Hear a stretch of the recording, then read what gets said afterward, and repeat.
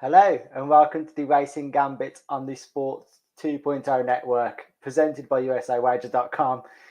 We are back after a week off last week. I was at Cheltenham last week, but I'm back here, back in the hot seat to talk some American racing and some racing for Meydan this weekend. But obviously I won't be doing it alone because I'm joined by my partner in crime, Ace. Ace, how are you doing today? I'm excited that we have another Derby prep on the calendar this weekend that actually means something. Let's go. Yeah, well, we'll start by talking about the Derby itself because something interesting came out yesterday with Bob Baffert's, obviously, suspension from the Derby this year. Everyone was left wondering whether he'd have horses going. Turns out he will have 4 going, but they're not going to be trained by him, apparently.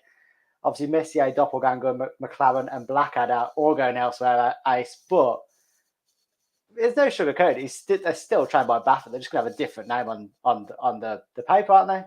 Correct. So one went to Rodolphe Brissett, who's not going to probably be on the Derby trail. They're going to go to Turfway, and maybe they win the one prep there and find a way in. But the others are going to a former Baffert assistant, Tim Yachtine. So, and not only that, but it's March 25th. The Derby's in 5 weeks. They've done everything they can for these horses. So they're going to give them one prep, see if they get points, and run, right? I honestly, I'm happy that the ownership groups decided to do this, but also there's been a lot of preps that you could have got a lot of points in that you just didn't. So it's really like you have one shot to even get into the Derby with just how much time is left. But with that, a lot of them are going to be running in the Santa Anita Derby. So it's not that many points that you can get, especially with our boy Forbidden Kingdom in that race. So it'll be really interesting to see. But yeah, Messier is probably the best hopeful. Doppelganger has taken second to Forbidden Kingdom before. We can probably do it again. But we'll also, with the stretch out, every time we go longer, you never know what's going to happen.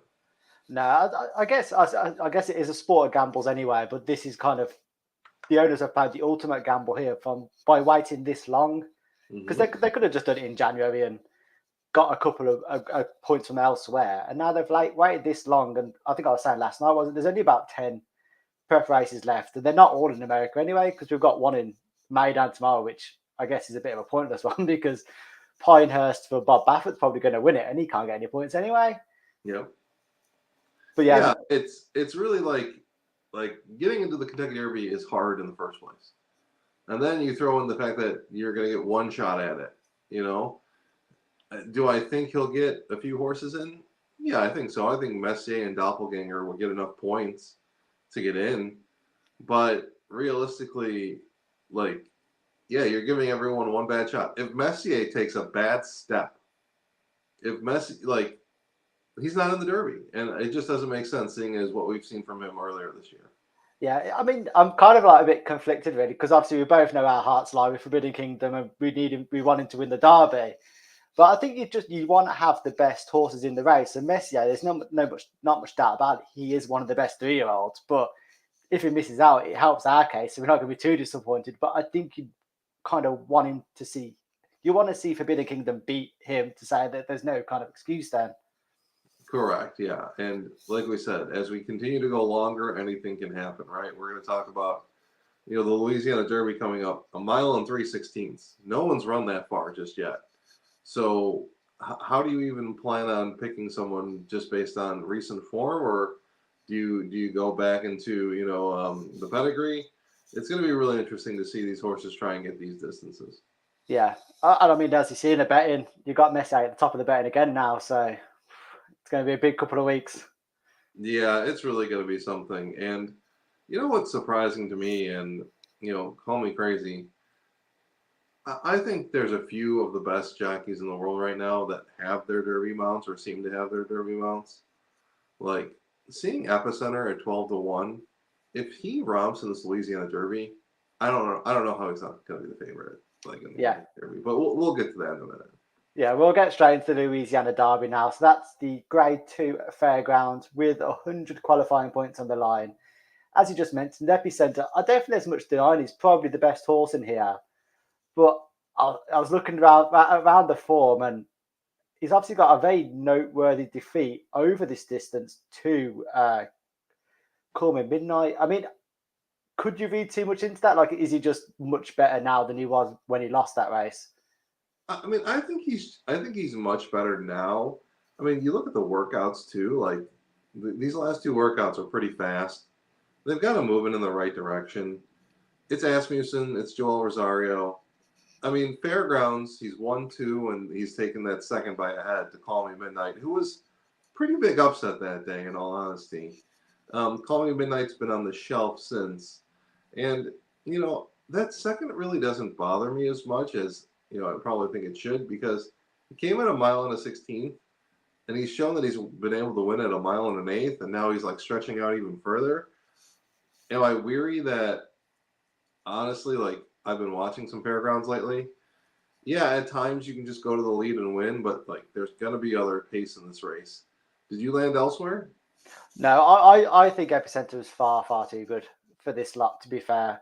And I think if he does this kind of as we expect him to do it, I think you'll see him shorten up in price for the Derby, because I think it's one at the minute that is a bit of a sleeper pick in there, because you could have a bit of a gamble on him. Yeah, I'm with you. There's a lot of also buzz around probably who's going to be the second choice or third choice, Rattle and Roll on the outside, BJ Hernandez, Kenny McPeak. Because he won that Breeders' Futurity race, that grade 1 at Keeneland last fall, like he came back in the Fountain of Youth, his first race in months, and he didn't really do much of anything, right?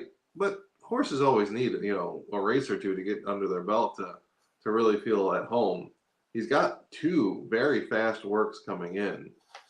I would say if there's a horse that you want, like at a little bit of a price, because to your point, I think Epicenter is going to get hammered. I'd be going with Rattle and Roll, especially hot jockey the last couple days here at Fairgrounds. BJ's been winning a lot. Yeah, I did look at the odds a couple of days ago, and Zozo's was a lot shorter than he is now. But I still think you kind of have to kind of respect the connections there. But this is a big step up. He only recorded a 90 speed figure last time out in a, I mean, not this kind of stake, not a stakes race. So, but I guess there'll still be buzz around him when you see the names on alongside him, I guess. Correct. And this is going to be my ultra fade of the day. And I even took a look and like, what was Zozos's Kentucky Derby odds? And he's like 25-1. I'm like, that's just based on name, like trainer jockey. Like, come on now. Listen, you can't ever just like rule out a Brad Cox Horon Giroux horse. But yeah, he won by 10 lengths in open claiming over Oak Lawn, and now he's ready to go here. I just really slow times too at Oak Lawn that day, like really slow. I don't think I'm sure this is a very nice horse, but I don't think this horse gets a mile and 3/16 and beats this decent field here. No, but when I saw the odds, I was like, there's no way anyone's going to touch that, purely because you've got horses in here that have kind of competed in better races. The one that I still like, I mean, I flagged him up before before I think it was Epicenter's last win. I can't remember the race now. The Rising Star, Pioneer of Meydan. Mm-hmm. So I just think there's probably more to come from this horse. I don't know if it's going to be on the Kentucky Derby Trail, but maybe one to watch later on in the season, I think, for Todd Pletcher. Yeah, I'm with you here. They've had some pretty good workouts coming in, but to your point, right? Like this horse just seems like a grade 3 winner, like a grade 2 medaler. I just don't see them stepping up and kind of winning this race against this field. I just don't see it.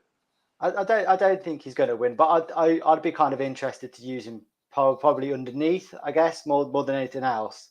Yeah, because I think it's going to kick on from that fourth in the Rising Star. Yeah. The big question is, was Call Me Midnight's win in the Lecomte real? They were 29-1. They closed into not that fast of a pace, right? Is this horse just turning it on? And they sat out the Risen Star, so they haven't ran since January 22nd. They've got a fast workout time last out. If this horse comes back and wins for James Graham and Keith DeSormo, I'm gonna be like, okay, this horse is woken up and they are ready to run Derby style. But I think that was more of a fluke than anything else. I don't know what happened that day. I don't think that field was that great besides Epicenter and Papacap, but we shall see. No, I suppose that is the one curveball that could be thrown in here, because as soon if he was to win this weekend, Yeah. like all the form then looks very, very good in his favor. Yeah. It really will. So it's going to be a very interesting race, but I'm going to stick with Epicenter. And if there's someone that's going to close in, I think it's Rattle and Roll. Yeah, I'm sticking with you with Epicenter to win it, and I'm going to play Pioneer of Meydan underneath. Makes sense. So next up, we'll move on to the other big race at Fairgrounds this week, which is the Fairgrounds Oaks. It's a Grade 2, and this is obviously a prep for the Kentucky Oaks. And there's no secret, I don't think, that we've both got a bit of an admiration for probably the favourite here, Echo Zulu. A number of Oaks winners have passed through this race, including Rachel Alexandra and Summary. Are we going to see another kind of standout horse to watch this season from this race again?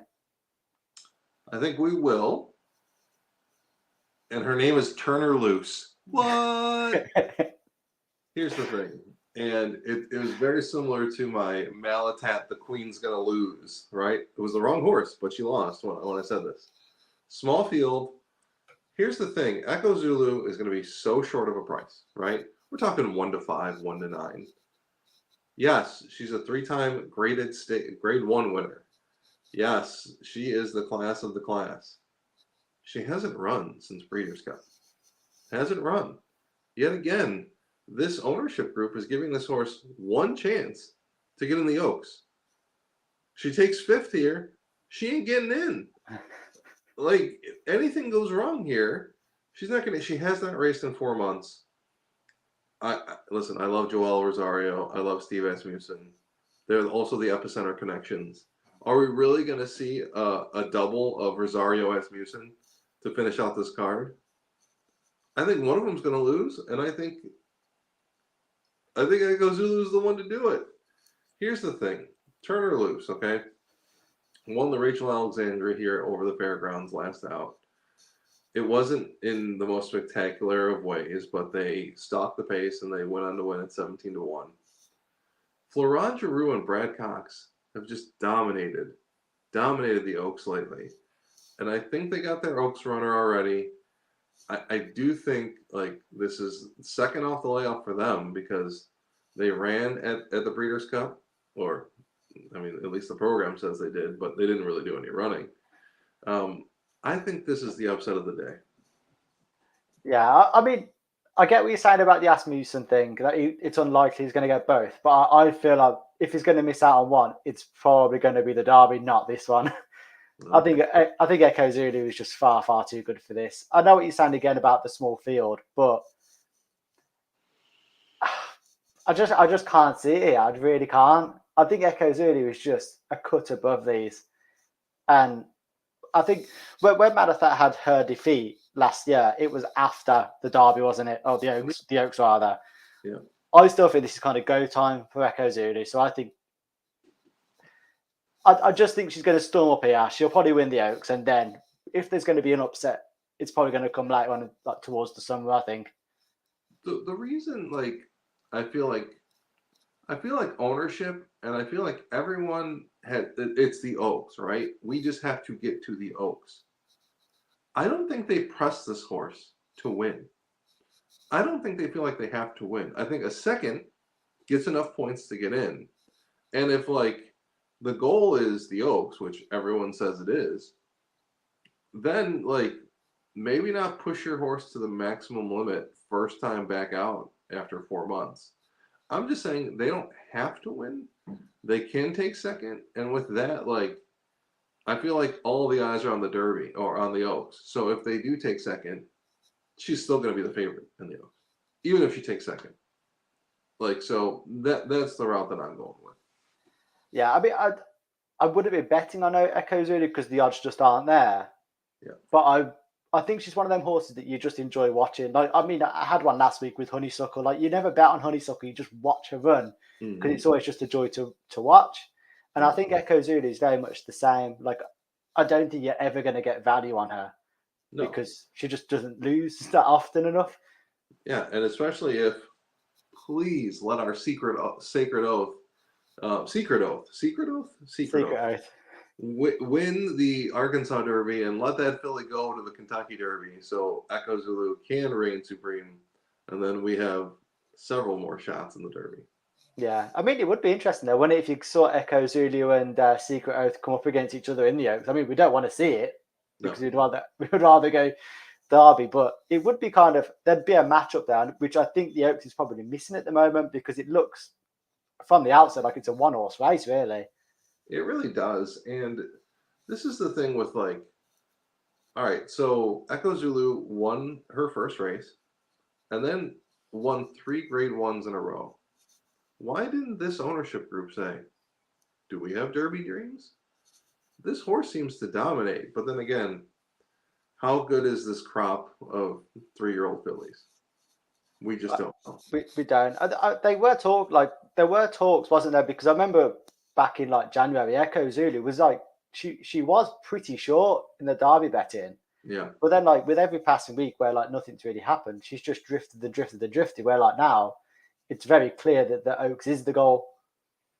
Correct. Yeah, the Oaks is the goal, and I mean maybe they run so well that they say, hey, maybe Preakness, but we'll see. It'll be interesting. I remember having the same conversation last year when it come to Malathat because we both thought that it was an option. It just turned out not to be an option, did it? No, it didn't. But at the same time, right? Malathat would have been favored. I don't want to talk about the Preakness last year. I was open to a lot, and gosh, that bum who won coming from the Santa Anita turf. I can't. Rombauer. I don't want to talk about it. Okay, so final word on that then. You're going to go turn her loose.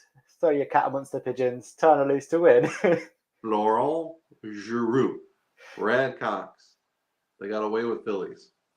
Yeah, I'm going to stick with Echo Zulu, but for me, I don't think it's much of a betting race because I think she's just going to storm up. Yeah, I'm with you. Oh, we got to the fun stuff now. So we go over to Meydan for Dubai World Cup night. There's a massive race going on. The Dubai World Cup itself is the Group 1 of the night. Over 1 1/4 miles with it's a slightly nice jackpot of $12 million.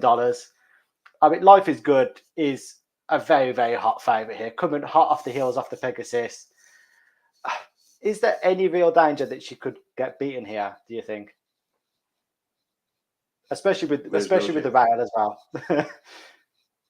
There's absolutely no chance whatsoever that this horse loses. If you've looked at their works recently, they're sickening. They're absolutely sickening. This horse is going to win easily. The only way they even get tested is if Hot Rod Charlie does what he did in the Belmont and just goes for it. Otherwise, this is going to be yet again. Just watch him run. Just enjoy watching him run because no one's catching this horse. No, as soon as the draw was made early this week and he was chucked in store 1, I mean, all the rivals must have been thinking, God, what have we done to deserve this? I guess being store 1, though, he does have to get away quick, doesn't he?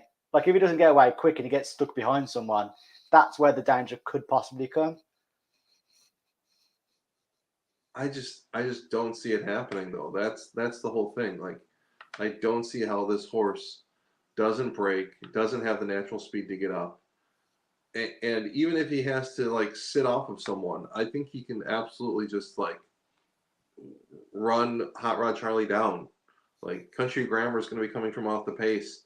I don't think any of these horses can touch him. I just don't. And so from that perspective, it's one of those things where I'm just putting, I'm just going to enjoy that race and see what comes from it. But otherwise, I'm more interested in the next race we're going to be talking about from Meydan with your boy.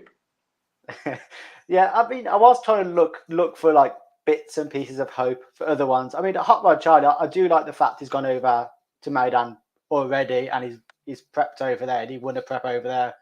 in the Group 2 Al Maktoum Challenge. I mean, but I always get the feeling with Hot Rod Charlie, once he comes up against really, really good horses in these Group 1s, he comes up short pretty much all the time. Yeah, and that's the thing. Like, I wouldn't expect like I don't expect anything to pay here. I don't expect the exacted to pay to where it's like I think it's just an enjoyable race to watch, and then if you want to bet a long shot to take third, have fun with it. Otherwise, like, ain't worth it. Speaking of one at an each way price, I kind of think Hypothetical's got a good chance of getting third, probably maybe even second. So he was previously a turf horse, but he's really come alive on the dirt in Meydan. And he won the Group 1 Al Maktoum Challenge last time out. And I think it's around 20-1 at the minute. I think he's got a decent chance at them kind of odds. I was looking at him earlier, and he was earlier like this year, and he was about 8-1. So he has drifted, but I think the draws probably not helped him in that regard, really. Yeah, right. And if you want an exacta, right, like, or to you're saying in each way, someone who can take second or third, I'm right there with you because I think this is one where Life is Good runs 10 lengths ahead of everyone, and then whoever's left to pick up the pieces will pick up the pieces. Yeah. So I think we're both in agreement there. Life is Good is going to come good again and pretty much dismantle this field, I guess. Yep. Best horse running right now. Yeah, and I'll take a bit on Hypothetical each way as well, because I think it's a very backable price at the minute. So next up, I've been looking forward to this one. I have been looking forward. The Dubai Shima Classic. It's a Group 1 again, over 1.5 miles on the turf with a 6 mile and purse. I mean, there's no secret the horse that I like in here, because this horse just does not let me down, and he ticks all the boxes this weekend for me. Yabia, the boy, is going to win this. I don't disagree with you whatsoever. It's just finding what's going to happen underneath for me. It's Yabir on top, right? And then I like some prices to take second and third. I like Pile Driver, 14-1, 15-1. I like Glory Vase, 8-1 to take second, third.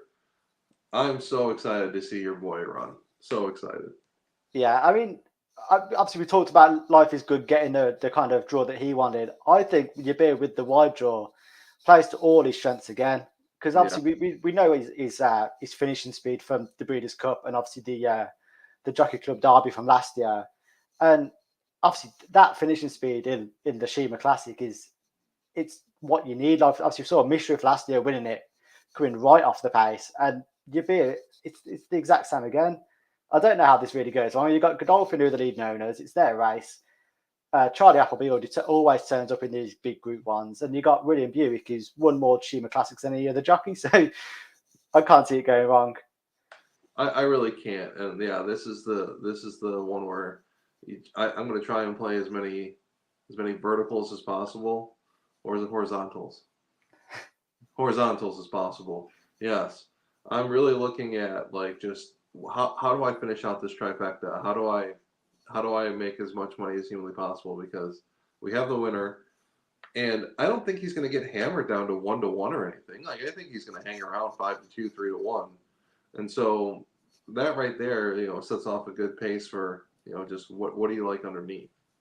Yeah, and to be fair, I have got 2 other horses written down. You mentioned one of them with Pile Driver, which has got Frankie Dettori on board this weekend. He was second in the Hong Kong Rallies in December. It was slightly more disappointing. I like him. Like he's capable of disappointing runs, which is enough to kind of put me off. I think Alan Kerr is probably the most the biggest danger here.